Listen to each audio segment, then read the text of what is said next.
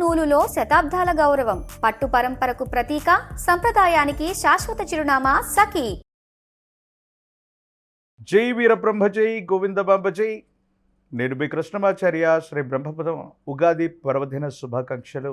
శ్రీ పరాభవనామ సంవత్సరంలోకి మనం అడుగిడబోతూ ఉన్నాం. కలియుగంలో 5127వ సంవత్సరం, శాలివాహక సెకండ్లో 1948, విక్రమార్క శక ప్రకారంగా 2083, క్రీస్తు శకం 2026-27 శ్రీ పరాభవనామ సంవత్సరం. కాలచక్రంలో ఇది 40వది. పరాభవాబ్దేరాజ్జనః ప్రాప్నునంతి పరాభవం, భవంతి క్షుద్రధాన్యాని ప్రభూతాని సృష్టయః అని పేరు. అంటే ప్రజల వల్ల ప్రభువులకి తిరస్కారం, పరాభవాన్ని పొందేటువంటి అవకాశం. చేమదుంప, కొర్రధాన్యం విశేషంగా పండుతాయి. వాటి యొక్క ధరలు కూడా పెరిగే అవకాశం ఉంది. సగటు కంటే అధికమైనటువంటి వర్షపాతం, 4 కుంచెల వర్షం కురిసేటువంటి పరిస్థితులు, సస్యములు అభివృద్ధి చెందుతాయి. రైతులందరూ కూడా క్షేమంగా సుఖంగా ఉండే అవకాశం ఉంది. శ్రీ పరాభవనామ సంవత్సరం గురువారం దేవగురు అయినటువంటి బృహస్పతి యొక్క హోరతో మొదలయ్యే సందర్భం కాబట్టి ఈ పరాభవనామ సంవత్సరానికి రాజు కూడా దేవగురు అయినటువంటి బృహస్పతి. ఈ సంవత్సరం రాజు గురువు, మంత్రి కుజుడు, సైన్యాధిపతి చంద్రుడు, సస్యాధిపతి శుక్రుడు, ధాన్యాధిపతి బుధుడు, అర్హ్యాధిపతి చంద్రుడు, మేఘాధిపతి కూడా చంద్రుడు, రసాధిపతి రవి, నీరసాధిపతి దేవగురు అయినటువంటి బృహస్పతి. ఈ విధమైనటువంటి నవనాయక ఫలితాలను అనుసరించి దేవగురు అయినటువంటి బృహస్పతి ఈ సంవత్సరానికి రాజైనటువంటి కారణంగా ఎటువంటి ఫలితాలు కలగనున్నాయో మనం తెలుసుకునే ప్రయత్నం చేద్దాం. భారత ప్రభుత్వం ఆదేశాల ప్రకారంగా సౌరమానాన్ని, సూర్య సిద్ధాంతాన్ని ప్రాతిపదికగా చేసుకుని గవ్వ ప్రశ్న, ప్రాచీన సంఖ్య ప్రశ్నాశాస్త్రాలను అనుసరించి వీరబ్రహ్మేంద్ర స్వాముల వారి యొక్క దివ్యమంగళ శుభాశస్సుల చేత నా పరిజ్ఞానం సహకరించిన మేరకు శ్రీ పరాభవనామ సంవత్సర పంచాంగ పఠనాన్ని ఇప్పుడు నేను చేయబోతున్నాను. ప్రధానంగా దేవగురు అయినటువంటి బృహస్పతి రాజైనందున అందరూ కూడా సత్కర్మలు ఆచరిస్తారు. పాలకులు మంచి మార్గంలో ఉంటారు. మంచి పంటలు పండుతాయి. రైతులు సుభిక్షంగా ఉంటారు. మంచి ఆరోగ్యం కూడా కలుగుతుంది. కుజుడు అంగారకుడు మంత్రి కాబట్టి అగ్ని ప్రమాదాలు అధికమవుతాయి. ధన నష్టం కూడా కలిగే అవకాశం ఉంది. విలువైనటువంటి ఆస్తులు అగ్ని ప్రమాదాల్లో ఆహుతయ్యేటువంటి అవకాశం ఉంది. కొన్ని పట్టణాలు, నగరాల్లో, కొన్ని ప్రదేశాల్లో తాగటానికి, తాగునీటికి కూడా కొన్ని కష్టాలు ఎదుర్కొనేటువంటి అవకాశాలు కూడా లేకపోలేదు. చంద్రుడు సేనాధిపతి. అధికమైనటువంటి వర్షం కురుస్తుంది. ధరలు కూడా అధికమవుతాయి. ఆరోగ్యం కోసం ప్రజలందరూ కూడా పరితపిస్తూ ఉంటారు. పాడి పరిశ్రమ అధికమవుతుంది. పాల యొక్క ధరలు కూడా పెరిగే అవకాశం ఉంది. ఇక సస్యాధిపతి శుక్రుడు. మెట్ట, మాగాని భూములు సమానంగా పండేటువంటి అవకాశం ఉంది. రెండూ కూడా ఫలిస్తాయి. పాండువర్ణంలో ఉన్నటువంటి భూ సంబంధమైనటువంటి భూములు విశేషంగా పండటంతో పాటు రైతులు ఆనందంగా ఉండేటువంటి అవకాశం ఉంది. ధాన్యాధిపతి బుధుడు. గాలివానల వల్ల పంట చేతికొస్తున్నటువంటి సందర్భంలో పంట నష్టం జరిగేటువంటి అవకాశం ఉంది. ఉభయ తెలుగు రాష్ట్రాలే కాదు, భారతదేశం మొత్తం మీద ఒక ముఖ్యమైనటువంటి ప్రముఖుడు, మంత్రి, అమాత్యుడైనటువంటి వ్యక్తికి ప్రాణగండం ఉంది. రక్షణాత్మకమైనటువంటి చర్యలు కూడా తప్పకుండా అవసరమవుతాయి. పెసర ధాన్యం, ఆకుపచ్చని ధాన్యానికి ధర అధికమవటం, లేదా ఆకుపచ్చని వర్ణంలో ఉన్నటువంటి ఆకుకూరలు, కాయగూరలు విశేషంగా పండటంతో పాటు వీటి యొక్క విలువ కూడా అధికమయ్యేటువంటి అవకాశం. అర్హ్యాధిపతి, మేఘాధిపతి రెండూ కూడా చంద్రుడే కాబట్టి అన్ని పంటలు అభివృద్ధి చెందుతాయి. ధరలు విశేషంగా పెరిగే అవకాశం ఉంది. ధాన్యం యొక్క ధర అత్యధికంగా ఉండబోతుంది.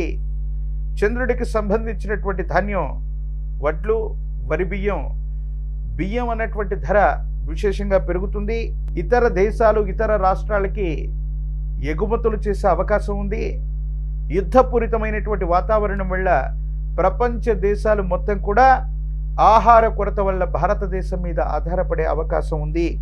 కాబట్టి ధాన్యం ధరలు అధికమవుతాయి. పత్తి, నూలు, వస్త్రాలు వీటి యొక్క ధరలు కూడా అధికమయ్యేటువంటి అవకాశం ఉంది. పాల యొక్క ధర కూడా విపరీతంగా పెరిగేటువంటి అవకాశం ఉంది. తెలుపు రంగులో ఉన్నటువంటి దేశీయ వంగడాలకు సంబంధించినటువంటి పాడి పరిశ్రమ అవ్వచ్చు, గో సంబంధమైనటువంటి ఉత్పత్తులు అవ్వచ్చు, గోవుల నుండి పాలు తీసేటువంటి వ్యవస్థలు అవ్వచ్చు, ఇవి అధికంగా ఉండేటువంటి అవకాశం ఉంది. ఇక రసాధిపతి రవి నువ్వులు, బెల్లం, నూనె, ఉప్పు వీటి ధరలు తగ్గిపోతాయి. నెయ్యి ధర విశేషంగా పెరిగేటువంటి అవకాశం ఉంది. ఇక నీరసాధిపతి దేవగురు అయినటువంటి బృహస్పతి ఈ కారణంగా రత్నములు, బంగారం, ధాన్యం, పత్తి, తోలు, అగరు, సుగంధ ద్రవ్యాల యొక్క ధర పెరగడంతో పాటు బంగారం ధర ఊహించటానికి కూడా ఆశ్చర్యం కలిగించేటువంటి పరిస్థితుల్లో శ్రీ పరాభవనామ సంవత్సరంలో కొన్ని లక్షల రూపాయల్లోకి బంగారం యొక్క ధర మరింతగా దూసుకుపోయేటువంటి అవకాశం ఉంది. సింగిల్ గ్రామ్ గోల్డ్లు లేదా గెల్ట్ నగళ్ళు, ఇత్తడికి సంబంధించినటువంటి ఆభరణాల యొక్క ఉత్పత్తి కూడా పెరిగే అవకాశం ఉంది. బంగారం యొక్క ధరలు సామాన్యుడికి అందుబాటులో ఉండేటువంటి అవకాశాలు తగ్గిపోతాయి. వీటి యొక్క ధరలు విశేషంగా పెరిగేటువంటి అవకాశం కూడా ఉంది. ఇప్పుడు నవనాయక ఫలితాలని మనం చూసాం. శ్రీ పరాభవనామ సంవత్సరంలోని గ్రహ సంచారం ప్రధానంగా 2026-27 సంవత్సరంలోని ఈ పరాభవనామ సంవత్సరంలో దేవగురువు అయినటువంటి బృహస్పతి మిథునం, కర్కాటకం, సింహరాశుల్లో సంచరిస్తూ ఉంటారు. ఈ 2026 సంవత్సరం జూన్ 2వ తారీఖు దేవగురువు అయినటువంటి బృహస్పతి మిథునం నుంచి కర్కాటకంలోకి సంక్రమణం అవుతారు. 2026 సంవత్సరం అక్టోబర్ 31 నాడు దేవగురువు అయినటువంటి బృహస్పతి కర్కాటకం నుండి సింహరాశిలో కూడా వెళతారు. ఒకే సంవత్సరంలో దేవగురువు అయినటువంటి బృహస్పతి 3 రాశుల్లో సంచరించేటువంటి అరుదైనటువంటి విషయం. ఇది దేశ కాలమాన పరిస్థితుల మీద, ప్రపంచ పరిస్థితుల మీద విశేషవంతమైనటువంటి ప్రభావాన్ని చూపేటటువంటి అవకాశం తప్పకుండా ఉంటుంది. ఇక రాహుకేతువులు 2026 సంవత్సరం డిసెంబర్ 6వ తారీఖు నాడు మకర, కర్కాటక రాశిలో రాహుకేతువుల యొక్క సంచారం జరగబోతుంది. దేశంలో లేదా ప్రపంచంలో యుద్ధపూరితమైనటువంటి వాతావరణమైనటువంటి పరిస్థితుల్ని మనం చూస్తున్నాం. సరిహద్దు దేశాలతో మనం తీవ్రమైనటువంటి ఇబ్బందులు కూడా మనం చూస్తున్నాం. ఫార్మా రంగానికి సంబంధించినటువంటి ఒక ఇబ్బంది కలిగించేటువంటి, మాట్లాడలేనటువంటి, ప్రజల యొక్క ఆరోగ్యంతో, ప్రజలకు సంబంధించినటువంటి ధనాన్ని, ప్రజల యొక్క ఆరోగ్యాన్ని నాశనం చేస్తున్నటువంటి నకిలీ సంస్థల యొక్క గుట్టు రట్టవుతుంది. ఫార్మా రంగంలో కొన్ని సంచలనాలు మనం చూసేటువంటి అవకాశం ఈ సంవత్సరం ఉంది. మనుషుల యొక్క అక్రమ రవాణా, ఆరోగ్యపరమైనటువంటి అంశాల కోసం ఆసుపత్రులకు వెళితే అవయవ మార్పిడీలు చేస్తున్నటువంటి కార్పొరేట్ ఆసుపత్రుల యొక్క బాగోగులు, భాగవతాలు కూడా బయటపడే అవకాశం ఉంది. మనుషుల యొక్క ఆరోగ్యం, అవయవాలు, అక్రమ రవాణాకు సంబంధించినటువంటి అంశాల గురించి మీడియాలో, సోషల్ మీడియాలో ఈ సంవత్సరం మనం వార్తలు చూసేటువంటి అవకాశం కనిపిస్తూ ఉంది. ప్రముఖులకు సంబంధించినటువంటి పిల్లలు, డ్రగ్స్ సంబంధించినటువంటి, గన్ సంబంధించినటువంటి కల్చర్లో ప్రముఖుల యొక్క పేర్లు వినబట్టమే కాదు, కేసులు నమోదయ్యేటువంటి అవకాశాలు కనిపిస్తూ ఉంటాయి. కొన్ని సందర్భాల్లో డ్రగ్ కల్చర్ లేనటువంటి, గన్ కల్చర్ లేనటువంటి రాష్ట్రాలు లేదా రాజధానులు లేదా ప్రధానమైనటువంటి నగరాలను కూడా చూడలేమన్నటువంటి పరిస్థితులు కూడా ఉంటాయేమో. సైబర్ క్రైమ్లు అధికమవుతూ ఉంటాయి. మన ధనం రక్షణగా ఉంటుంది, మన నగదును దాచుకోవచ్చని బ్యాంకుల్లో ఉంచుకుంటే సామాన్యమైనటువంటి పౌరుడి యొక్క ధనం కూడా ప్రతి ఖాతా నుండి డబ్బులు దొంగిలించేటువంటి ప్రక్రియలు, సైబర్ క్రైములు అధికమయ్యేటువంటి పరిస్థితులు గోచరిస్తున్నాయి. ఆర్టిఫిషియల్ ఇంటెలిజెన్స్ లాంటి సాంకేతికపరమైనటువంటి విప్లవాల వల్ల ఎంతోమంది ఉపాధి కోల్పోయేటువంటి అవకాశాలు కూడా కనపడుతూ ఉంటాయి. ప్రభుత్వ రంగ సంస్థలు, ప్రభుత్వానికి సంబంధించినటువంటి ప్రభుత్వ ఉద్యోగాల కొలువుల జాతర ఉండబోతుంది. ప్రభుత్వ రంగ పరిశ్రమలు కూడా పెరిగేటువంటి అవకాశాలు కనిపిస్తూ ఉన్నాయి. రోడ్డు సంబంధమైన వాయు సంబంధమైనటువంటి ప్రమాదాల వల్ల ప్రజలు తీవ్రంగా ఇబ్బంది పడతారు. రోడ్డు ప్రమాదాలు అధికమయ్యేటువంటి అవకాశాలు కనపడుతూ ఉన్నాయి. సనాతన ధర్మానికి, హిందూ ధర్మానికి ప్రతీకలైనటువంటి దేవాలయాలు, పరమ పూజ్య మఠపీఠ ఆశ్రమాలకు సంబంధించి యోగదాయకమైనటువంటి పరిస్థితులు రాబోతున్నాయి. ఆలయాల్లో, ఆశ్రమాల్లో, మఠాల్లో, పీఠాల్లో అభివృద్ధి కొనసాగేటువంటి అవకాశం ఉంది.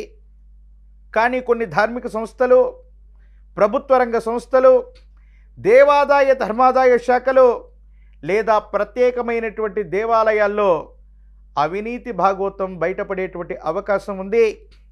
ప్రత్యేకించి విశేషవంతమైనటువంటి హిందూ ధర్మానికి పరిరక్షణ చెందేటువంటి కొన్ని రకాలైనటువంటి ఆలయాల్లో ప్రసాదాల్లో జరిగినటువంటి కల్తీ అవ్వచ్చు, దేవతామూర్తులకు చేస్తున్నటువంటి కైంకర్యాలలోని లోపాలు అవ్వచ్చు, ఇవన్నీ కూడా బయటపడేటువంటి అవకాశం కూడా కనబడుతూ ఉంది. అగ్ని సంబంధమైనటువంటి ప్రమాదాలు, విద్యుత్ సంబంధమైనటువంటి ప్రమాదాలు, సబ్స్టేషన్లు అంటుకుపోవటం, గ్రామాల్లో విద్యుత్ సంబంధమైనటువంటి కొరత వల్ల, విద్యుత్ సంబంధమైనటువంటి ప్రమాదాల వల్ల సామాన్యుడు ఇబ్బంది కలిగించేటువంటి పరిస్థితులు, ఇవన్నీ కూడా మనం చూడబోతున్నాం.